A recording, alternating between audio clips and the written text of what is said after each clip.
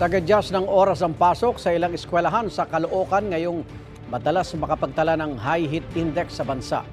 May unang balita live si James Agustin. James! Igang, good morning. Alas 5 ng umaga pa lamang kanina ay marami ng mga estudyante at magulang dito po yan sa Bagong Barrio Elementary School sa Caloocan. Simula na po kasi ngayong araw yung pagpapatupad ng tinatawag nilang adjusted face-to-face classes schedule dahil doon sa nararanasang mainit na panahon. Alas 3 pa lang na madaling araw ay naghanda na si Kimberly dahil mas maaga ang pasok ng kanyang anak. Simula ngayong araw sa Bagong Barrio Elementary School sa Caloocan. 5:30 a.m. to 8:30 a.m. ang adjusted face-to-face classes schedule ng klase ng grade 2 student na si Cassie. Mula sa dating 5:45 a.m. to 11:20 a.m. Okay lang naman po. Mas maaga siya makakauwi. Kasi pag tanghaling sobra po, sobrang init.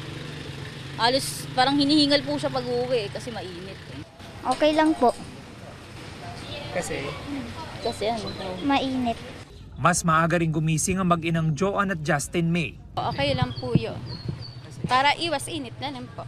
Nakakaantok po. Pero okay din po naman para iwas init na rin po.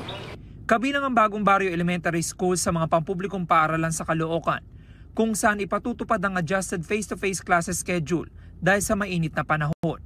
Approve naman dyan hindi lang ang mga mag-aaral, kanilang magulang, maging ang mga guro. Actually, mahirap pero kailangan gawin para sa mga bata. Siyempre kasi mas affected tayo pag na-late tayo ng pasok. Sobrang init. Hindi lang mga bata yung naapektuhan, pati kayo mga teachers. May mga afternoon class din na inilipat ang adjusted face-to-face classes schedule sa umaga. Sa asynchronous kami, pag hindi natapos sa school, asynchronous ang gagawin namin. Sa school, sa bahay na lang. Samantala, Igan, ongoing ngayon yung pang-umaga na klase na matatapos po mamayang alas 8:30 habang yung mga panghapon na klase ay inilipat din sa umaga na magsisimula mamayang 8:45 a.m.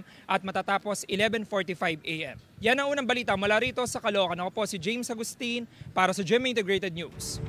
Igan, mauna ka sa mga balita, mag-subscribe na sa GMA Integrated News sa YouTube para sa iba't ibang ulat sa ating bansa.